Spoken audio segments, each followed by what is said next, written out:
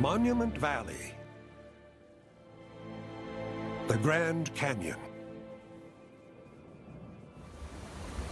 Niagara Falls.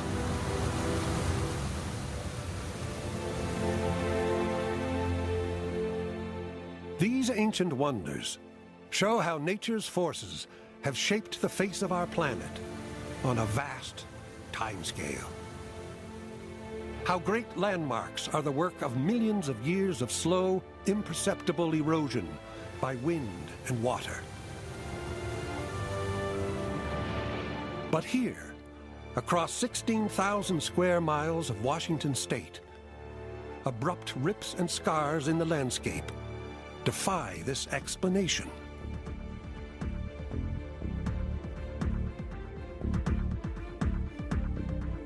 What could have formed these tall canyons and immense dry waterfalls? What could have gouged out these gigantic potholes? The forces unleashed here created one of the Earth's most enigmatic landscapes.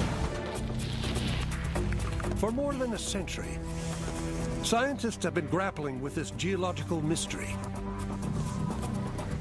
descending through thousands of years of Earth history in a struggle to uncover, layer by layer, how this landscape was formed.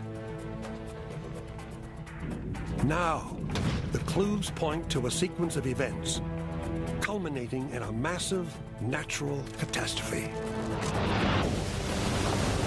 You would have heard this tremendous roar coming long before you saw anything. The Earth would have shook. This evidence suggests we have drastically underestimated the powerful forces that shape our planet. It suggests that this world can create cataclysms far more powerful than we ever thought. Tonight, recreated for the first time in 15,000 years, the colossal cataclysm that carved out a landscape in the blink of an eye.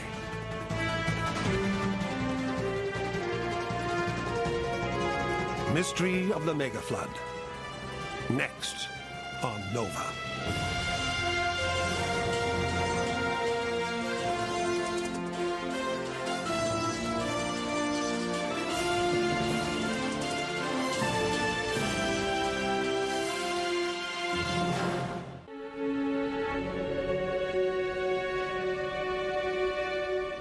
The peaceful, flat farmland of Washington state.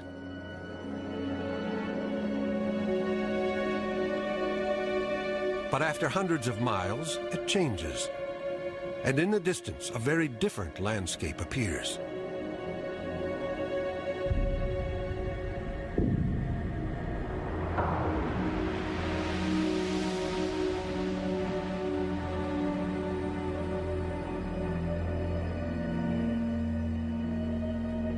Gorges, some almost 1,000 feet deep.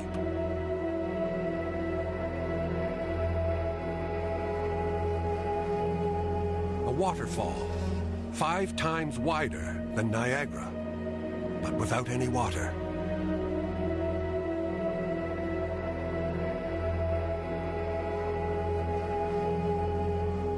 Weird holes in the valley floors. Strange layers of silt and ash.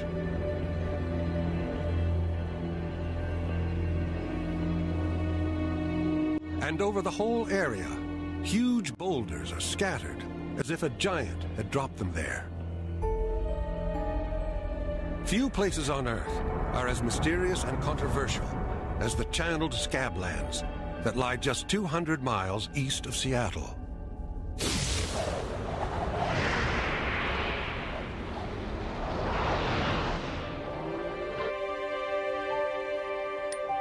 For over a century, scientists have been struggling to explain what forces could shape this unique place.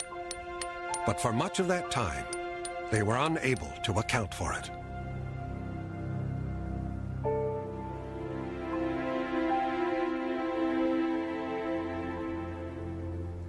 When we see a landform or a group of landforms, we rely upon our knowledge as to how similar landforms were created. So the geologist is always thinking of the origin of a particular feature. However, there was one landscape that really defied the understanding of geologists, and of course that landscape was the channeled scabland. Then a series of clues began to fit together to finally explain this bizarre landscape.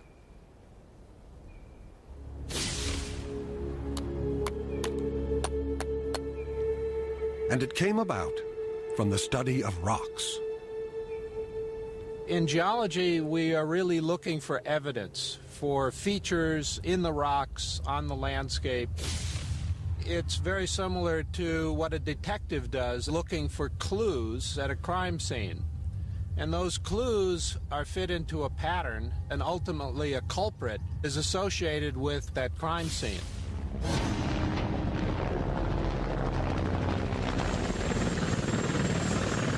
It's wonderful to be flying over one of the most interesting parts of the United States.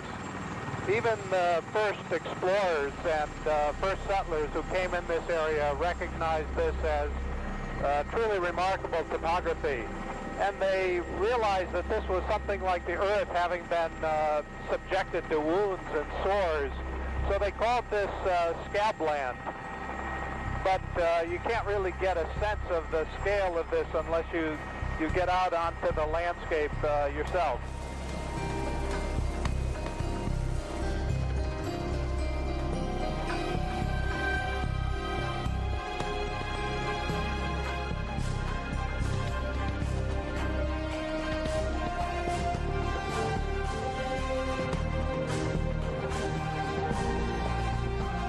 For a long time, it was assumed that the scabland's features would have taken millions of years to create.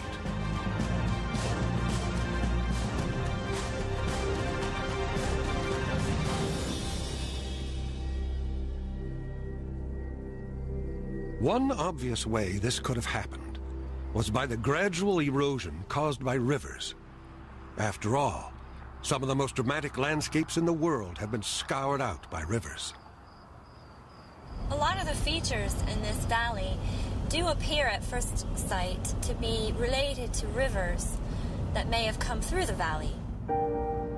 But some features require fast and violent river action, while others, like this huge hill of gravel, appear to have been laid down by large, slow-moving rivers over millions of years.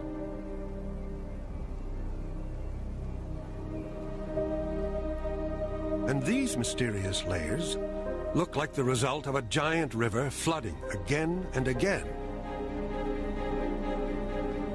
And that's actually really what's been puzzling geologists.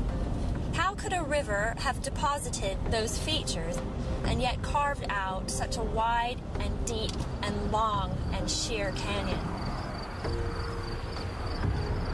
The rivers and lakes in the scablands today could not have sculpted this landscape.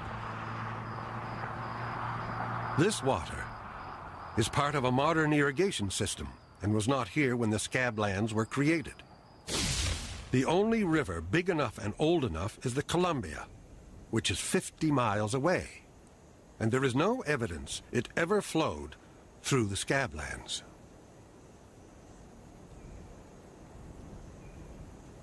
But there's another reason to rule rivers out. No river in the world can form what you are about to see.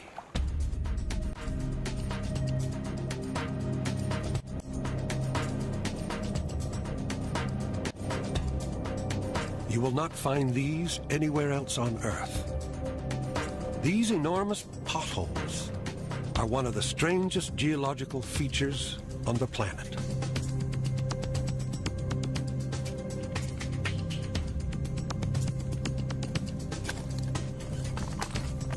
If I was on the bottom of a big river like the Columbia, I might find some potholes that were maybe a few feet across, a few feet deep.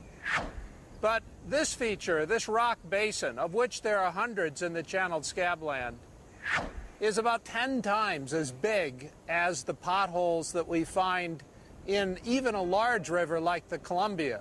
It's very clear just from the size of the feature that this was not made by normal river processes.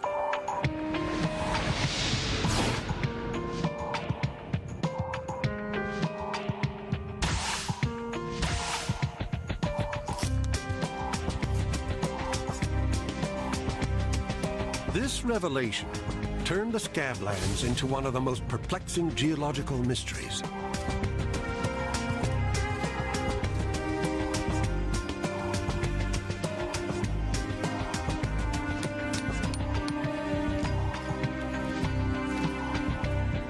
But if not rivers, then what formed this landscape?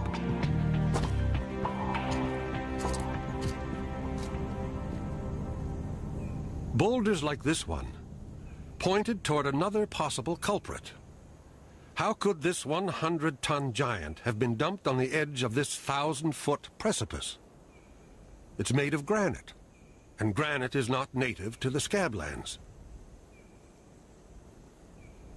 But granite boulders of many different sizes are scattered erratically throughout the area. Indeed, they are known as erratics.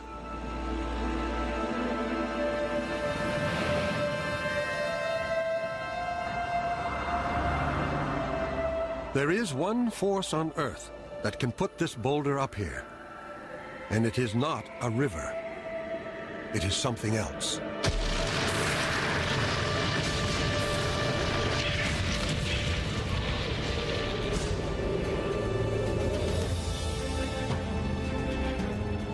Ice.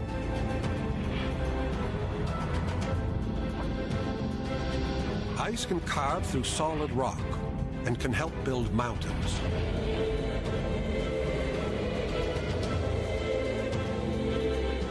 "20,000 years ago, during the last ice age, massive sheets of slow-moving ice called glaciers pushed gradually down from Canada towards the Scablands.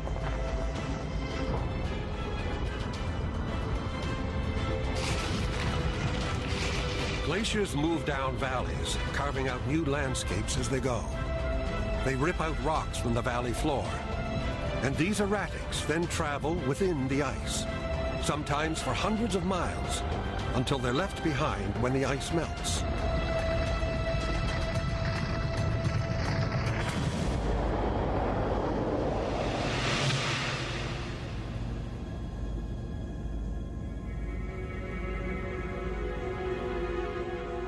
But erratics were not the only clues pointing to glaciers.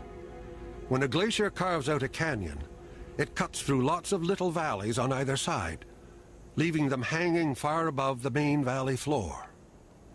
There are some classic glacial-like features. On the ridge, on the horizon, there are hanging valleys where the cliff cuts a depression. In glaciation, the glacier enters a valley, it enlarges it, and it cuts off the tributaries, leaving them hanging.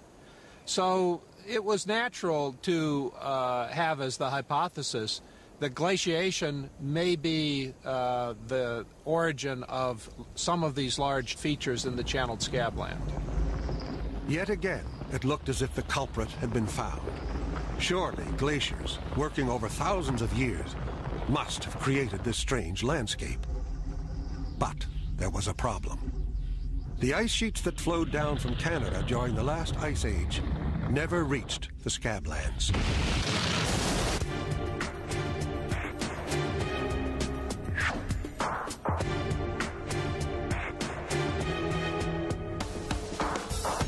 So the two main theories to explain the gradual formation of this landscape just didn't work. River erosion could not explain giant potholes, and ice was too remote from the Scablands to create these hanging valleys.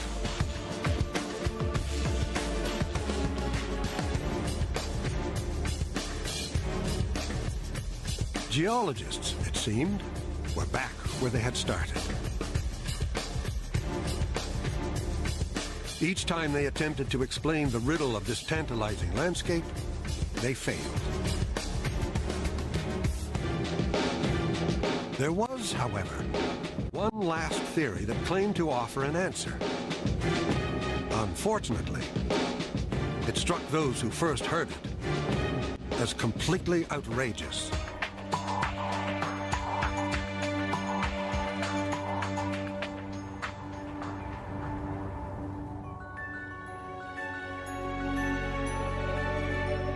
During the 1920s, a geologist named J. Harlan Bretz outlined a theory of what he thought had really happened to the Scablands. But Bretz's theory defied all scientific convention. He claimed the Scablands were not the result of a slow geological evolution, but of an enormous catastrophe that had happened almost overnight.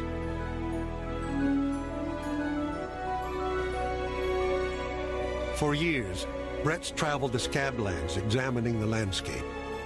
Eventually, one feature would clinch his argument, although it would take him decades to recognize it.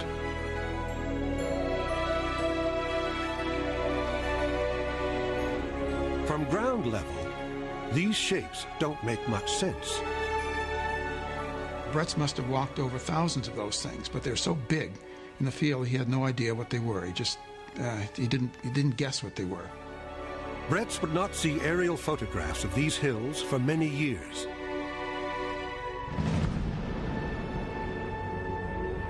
But we can see from the air how these shapes begin to look like ripples, a giant version of the ripples left behind on the beach by the sea.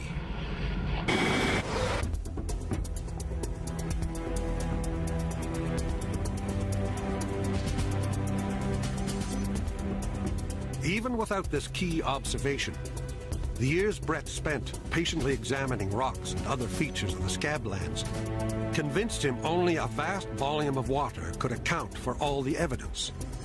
In his mind, the entire landscape, which had once been a flat plateau, was created in a single giant flood.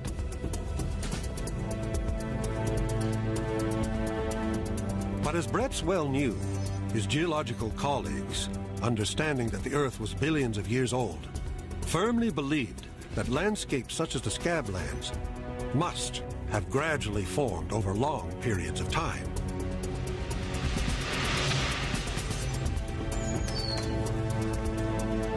It was this orthodox view that Bretz now seemed to be challenging.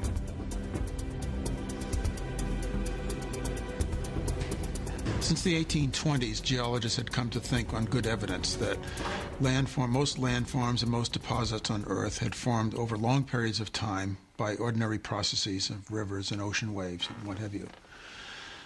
Bretz comes and offers this immense catastrophe, altering the landscape essentially overnight. And it just didn't square with the way geology had been put together at the time. On the 12th of January, 1927, Bretz prepared to address a specially convened meeting of fellow scientists in Washington, D.C. This was his big chance to sell his outlandish theory. The 423rd meeting of the Geological Society of Washington is now called to order. Bretz was proposing something completely unheard of. A body of water up to 900 feet deep, raging through the Scablands, and then flowing off into the Pacific Ocean. Over 500 cubic miles of water, great flow depths. Now, no gradual process is responsible for this landscape. I am forced by the field evidence, by what I have observed with my own eyes, to come to this hypothesis. It is clear from my field evidence that the Columbia River, swollen inside, could easily have cut dry falls and deposited... To any self-respecting geologist, this sounded too much like a biblical flood. They dismissed Bretz out of hand. This did not happen overnight, but over many thousands of years. To suggest otherwise is ludicrous. The implication was very clearly that Bretz was committing a kind of heresy and that he should listen to these elder statesmen of the science and rethink his hypothesis. Even if you were convinced by his unbelievable idea, Brett still had a problem. Where did the water come from? And Bretts can't tell them where the water came from. It's one of the big problems with the whole idea. To convince his colleagues, Bretts needed a source. How could so much water, traveling at ferocious speeds, suddenly appear out of thin air?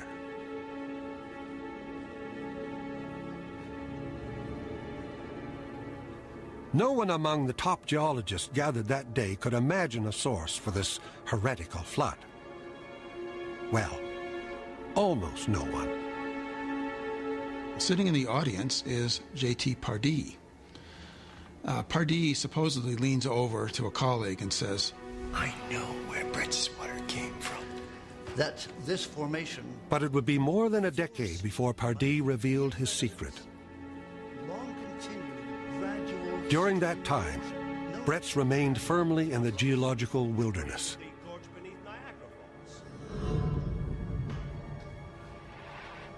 But Bretts would not give up, and his theory would eventually return again to take the world of geology by storm.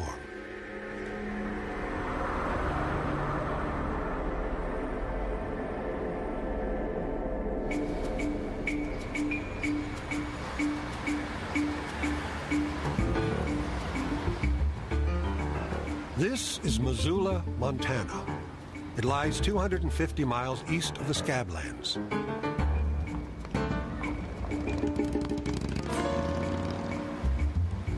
Few who live here would ever suspect that this peaceful place was once the center of an epic confrontation between water and ice. The sheer scale of this confrontation is hard to imagine, but evidence of its true extent lies scattered on hillsides for miles around.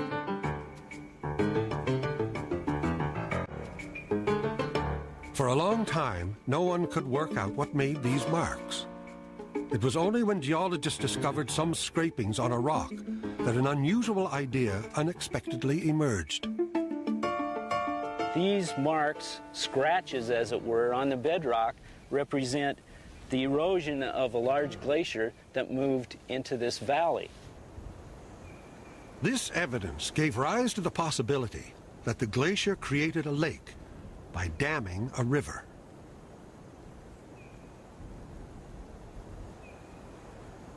These watermarks were formed by the waves of this lake splashing against the shoreline of these hills.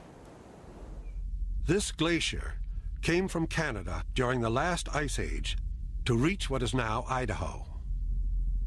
Looking at a larger scale, the ice moved down the valley from Canada and filled this whole valley from one side to another. It ran into the mountain in front of us and thus blocked the river valley off to the left. The Clark Fork River, which still runs through this valley, confronted a wall of ice that was at least half a mile high and an amazing 23 miles wide. The river began to back up against this wall of ice and fill the valley with water. Eventually, the lake of trapped water grew bigger than Lakes Erie and Ontario combined.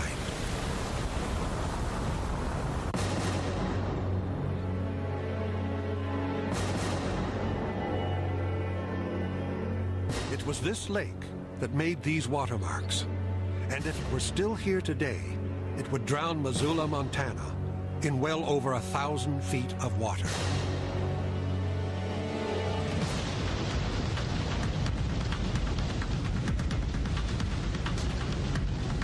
The volume of water backed up behind the ice was vast, an astounding 520 cubic miles of water that became known to geologists as Glacial Lake Missoula.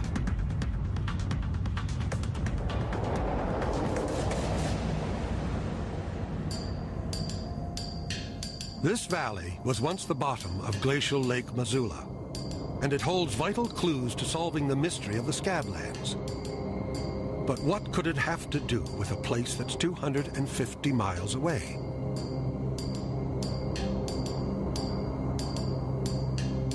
It was here in this valley that Joseph T. Pardee, the man who didn't speak up at Bretz's meeting, made an important discovery.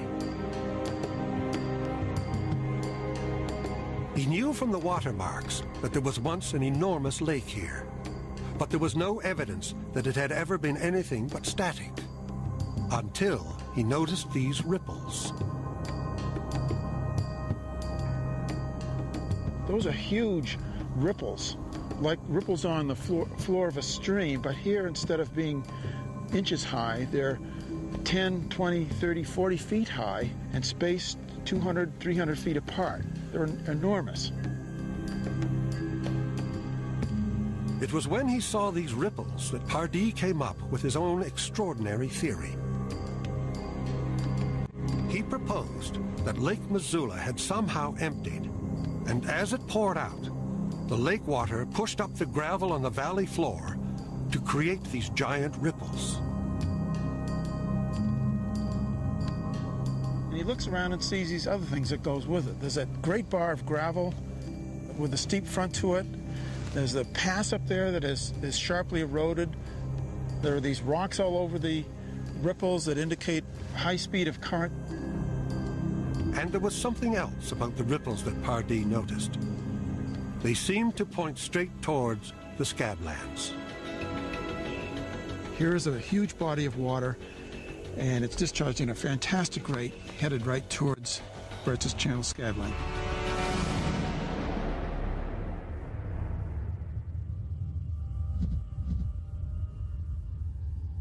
Pardee's discovery of the ripples was crucial. At last, he'd come up with a possible source for Bretz's giant flood. But there was one question he and his colleagues couldn't answer. What caused the lake to empty in the first place? Vital clues would eventually come from 3,000 miles away, in another extraordinary landscape.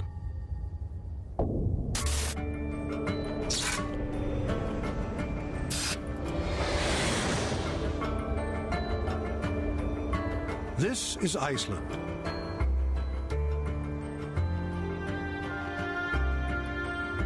One of the world's most geologically active land masses, constantly rocked by earthquakes and volcanic activity.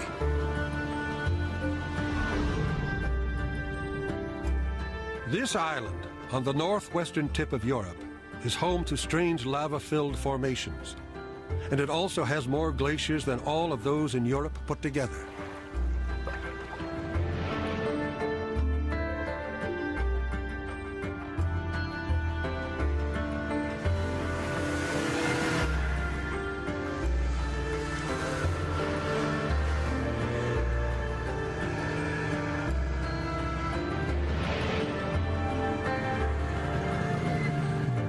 Matthew Roberts' work examining glaciers for the Icelandic Meteorological Office has cast a whole new light on glacial Lake Missoula and its disappearing water.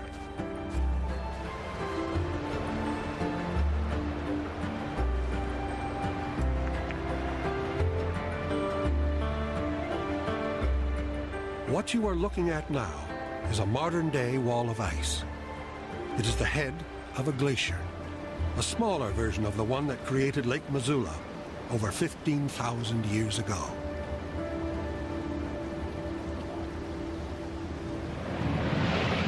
This glacier is massive. It's about 300 feet thick, but that's tiny in comparison to the glacier that formed Glacial Lake Missoula, which was at least 10 times thicker.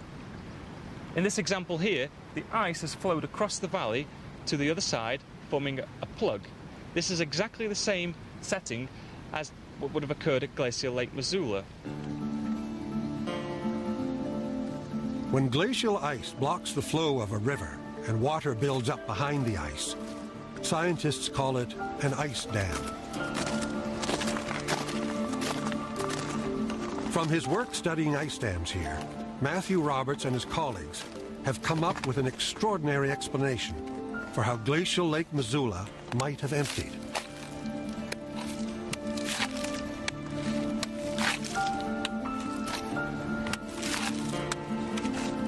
It has to do with what goes on deep inside these enormous mountains of ice.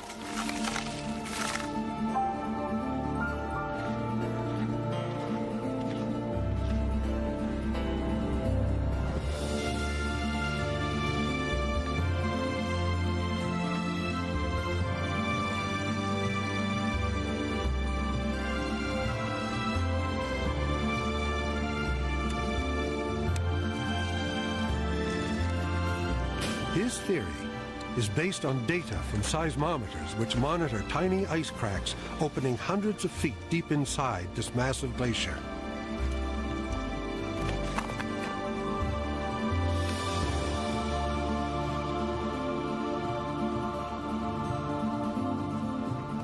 These cracks signify that the glacier is behaving in a brittle manner, that the ice is fracturing. Just like the fractures that we see behind us here, these crevasses have opened up due to stresses inside the ice, and the crack is heard by the seismometers. Matthew Roberts was driven to do this work, not by an interest in Lake Missoula, but by an urgent need to understand a disaster that happened on his own doorstep.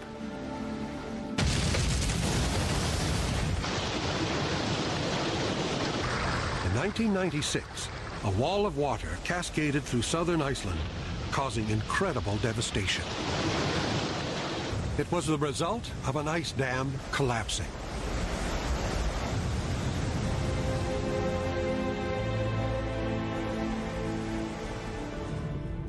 After years of analysis, Matthew eventually worked out the process that caused the dam to fail.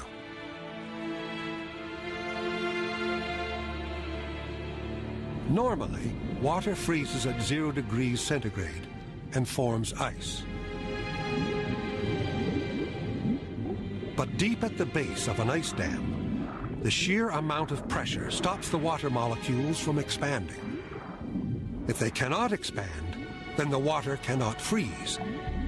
This results in what is known as supercooled water, which can stay liquid at several degrees below freezing. Then this highly pressurized supercooled water begins to force its way into tiny cracks in the ice.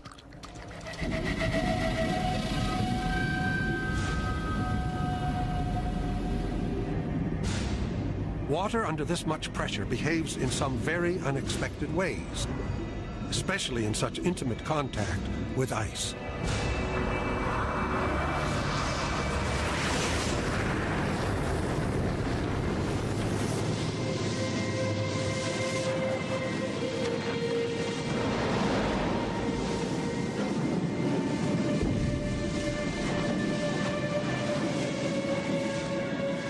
This is the first small step in a chain of events that can end in cataclysm. Once supercooled water has begun to trickle through these cracks, the flowing water alone is enough to trigger a very peculiar process. This moving water creates tiny amounts of friction. This friction releases energy in the form of heat.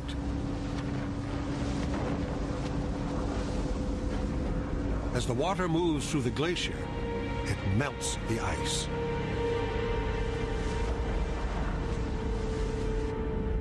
Soon, minute cracks can become giant ones, several feet across.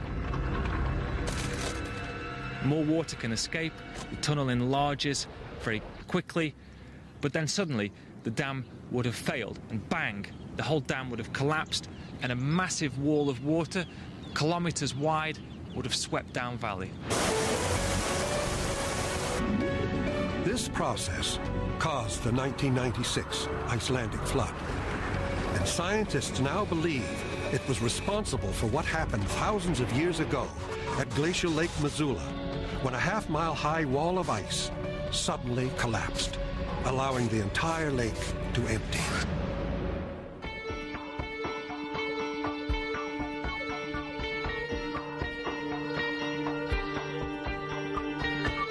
From these new findings, we can reconstruct just how Glacial Lake Missoula sent 2.5 trillion tons of water, nearly half of Lake Michigan, surging across the American Northwest.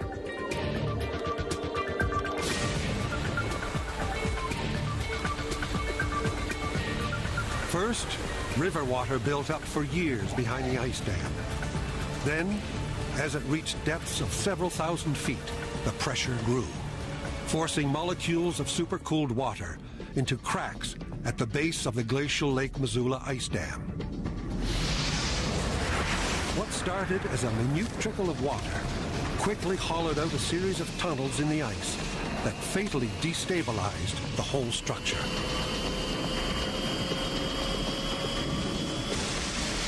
Then, as the sheer weight of water became too much, the ice dam literally exploded.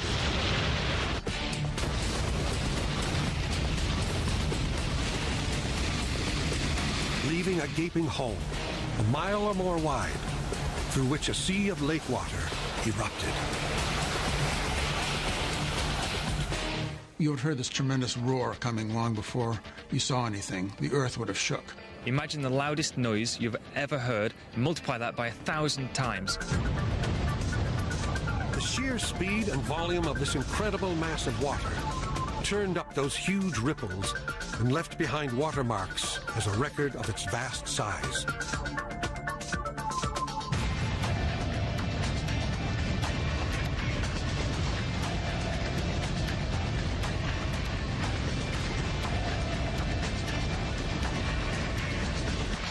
This one cataclysmic event sent trillions of gallons of water at ferocious speeds towards the Scablands.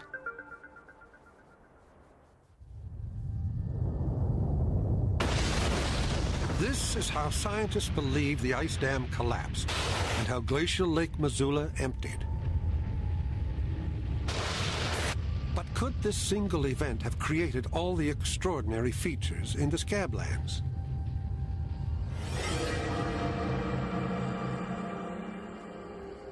How could a rushing mass of water create canyons that look as if they were eroded over millions of years? Like this one, known as Dry Falls, 20 times the size of Niagara Falls. How could water transport these giant erratics that are normally carved out by glaciers? And how could it form these strange potholes found here on such a monumental scale?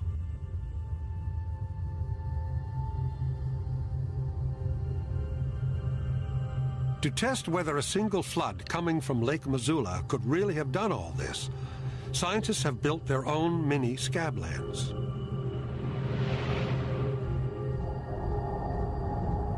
Here, the Earth Surface Dynamics team at the University of Minnesota has constructed a scale model of the Scablands and poured water over it to represent the failure of glacial Lake Missoula. Here it comes.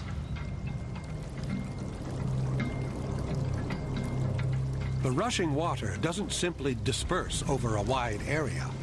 It gouges out channels and then erodes them into extraordinary shapes.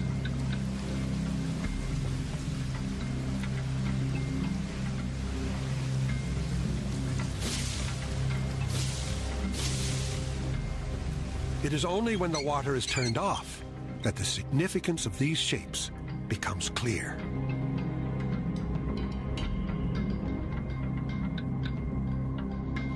We're seeing the same essential set of processes. In fact, it's one of the remarkable things about these natural systems is that the same fundamental sets of processes can occur across a very wide range of scales. They're what we call scale independent. For years, scientists argued that the features of the Scablands could not have been formed overnight. But this model clearly shows miniature versions of the canyons found in the Scablands. Just like the real ones, they look as if they were gradually eroded. In fact, they were carved out in seconds.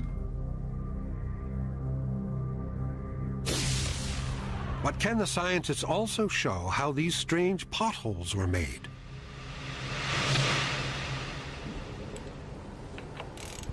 This water tunnel demonstrates the effects of water moving at high speeds.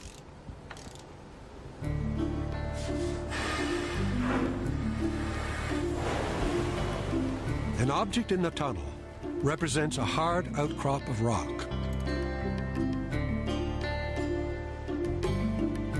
At first, the water flows around the object without any apparent effect.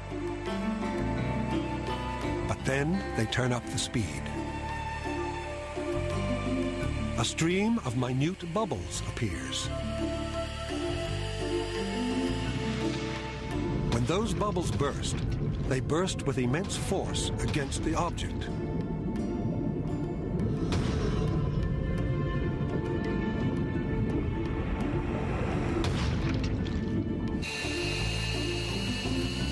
As the speed of water increases further, the bubbles collapse with ever greater intensity. The process, slowed down nearly 100 times, reveals a long twisting thread emerging from the metal object. It is in this high-speed vortex of bubbles where the secret to the flood's incredible power lies. So if you look at this, the first thing we see here is this very strong vortex here. So you got like a sledgehammer effect. Every time one of these forms and collapses, bang, you got a sledgehammer.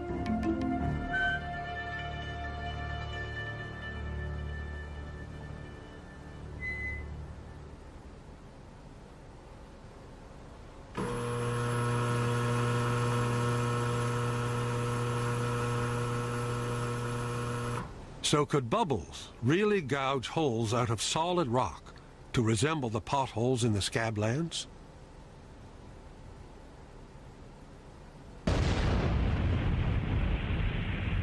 Slowed down 80 times, this experiment shows solid rock being drilled out by the power of bubbles. But what would this have looked like during the flood?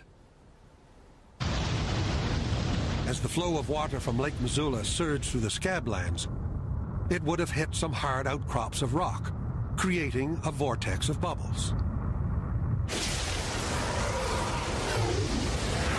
Within seconds, these bubbles would drill through cracks in the rock, and the turbulent currents would then scour out huge potholes.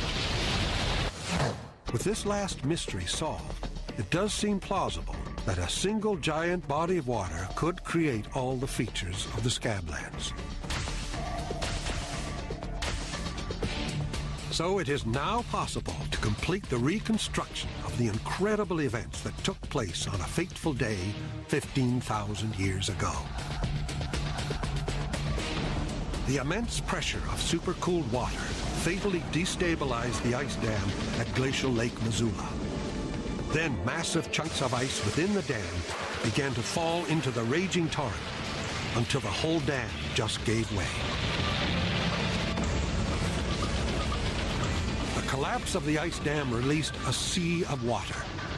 This water then traveled up to 60 miles per hour, rushing headlong towards the Scablands. It took only a few hours for the water to reach this once flat landscape.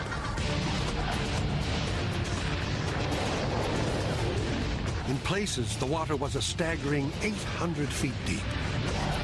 As this volatile torrent flowed ever more quickly, it gouged out miles of rock. It carved out cliffs and canyons, including the massive feature that is known today as Dry Falls.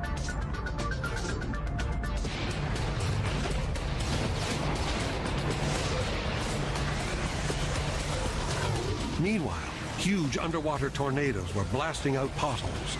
The bubbles that formed these tornadoes imploding with enormous force and penetrating deep into the bedrock below.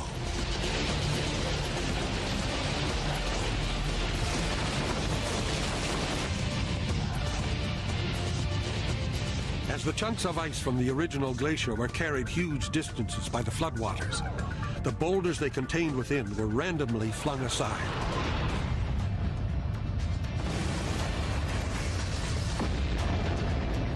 When the floodwaters receded and the icebergs melted, they would reappear scattered all over the Scabland.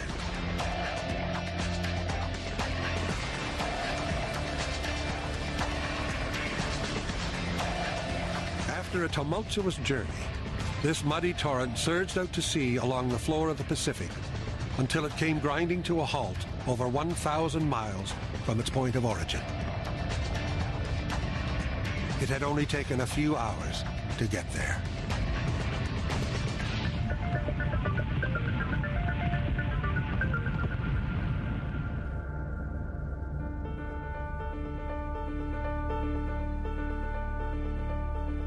"80 years ago, J. Harlan Bretz shocked the geological establishment with an idea that was seen as heresy. But over the years, more and more scientists gradually began to accept his theory. Oh, I think Bretz was absolutely delighted to see the vindication of his ideas. I think it all culminated in 1980 when he received the highest medal of the Geological Society of America, the Penrose Medal, which was the final and ultimate recognition that he, in his catastrophic flood hypothesis, had generated one of the great ideas in the earth sciences. It was left to later generations of geologists to work out the details of how the giant flood had happened. Their research not only confirmed Bretz's outrageous hypothesis, but has recently revealed that, if anything, Bretz was not outrageous enough. For there may have been more than one giant flood.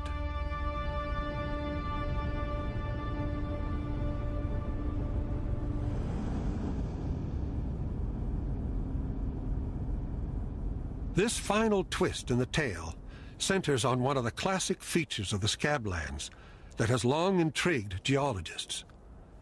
This canyon with its many layered deposits. Richard Waite has been studying these deposits for over 20 years. It was assumed that these layers were formed by changes in the speed of one giant flood, known as pulses. But that was before he discovered something odd, a white line within the sediments. This is what caught my eye first time down in the canyon. It's an ash layer from Mount St. Helens. We've analyzed it. Once you become familiar with these ash layers, they become old friends, so I knew what this was. It's an ash layer from Mount St. Helens. It's about 15,000 years old.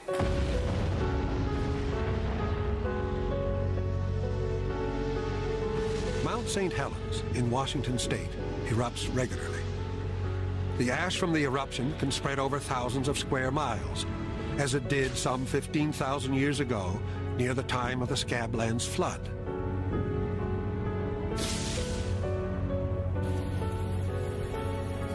At first, it was thought that the ash had fallen into the water and drifted down into these layers. But could a layer of ash really sink through hundreds of feet of turbulent floodwater to form this amazingly neat, clear line? This whole column would be full of mud and sand and silt, and to have something settle through it and come out like this is impossible. This suggested something completely new. That all these layers weren't laid down together. It's clear evidence that periodically during the accumulation of this sediment that there had to been dry land. And the implication of that is that there wasn't just one giant flood. Perhaps there were many. After one super flood swept through the Scablands, the floodwaters drained, and there was a period when the land was dry. It was then the ash fell, before another super flood hit and laid more deposits on top.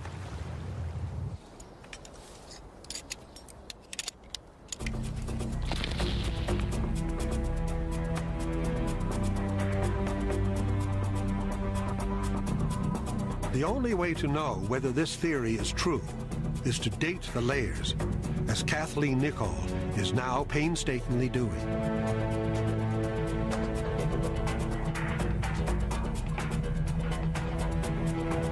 This is a really thick sequence of rocks, and by looking at the age of the bottommost unit that we can sample, and then the topmost unit, we'll be able to see if it's one great big flood that stacked up a lot of sediment, or whether it was a series of floods coming in every few years, perhaps, over many thousands of years. It will be years before Kathleen has dated every layer, but her first results show that the top and the bottom layers of the canyon are 20,000 years apart.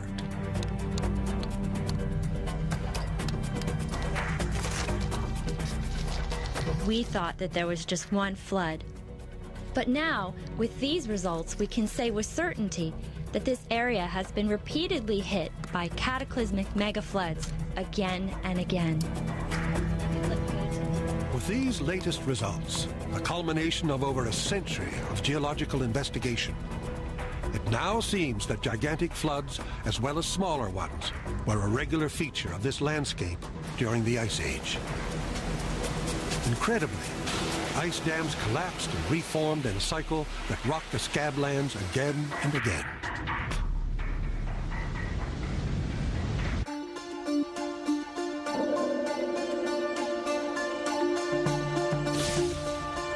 Despite the conflict between a catastrophic view of the Scablands and the standard view of gentle, continuous change, we now know the truth is somewhere in between.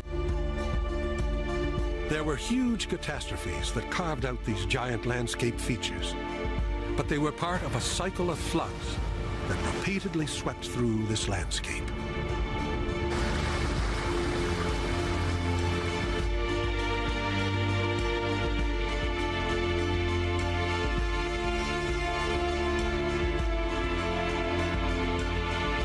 The Channeled Scabland is one of the most fascinating landscapes, and the tremendous catastrophic floods were probably the most spectacular things that happened on the planet.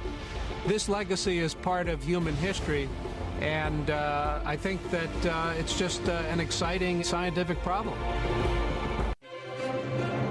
On NOVA's website, explore the giant potholes, granite boulders, and rippled ground of the Scablands for yourself, and trace how experts unraveled the mystery of the megaflood. Find it on pbs.org.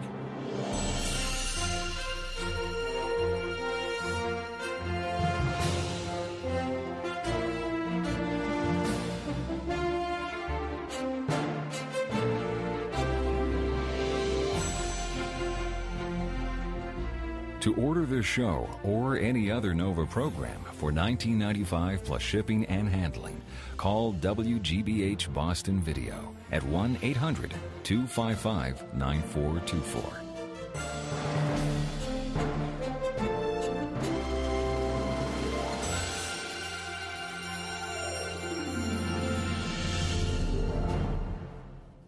NOVA is a production of WGBH Boston.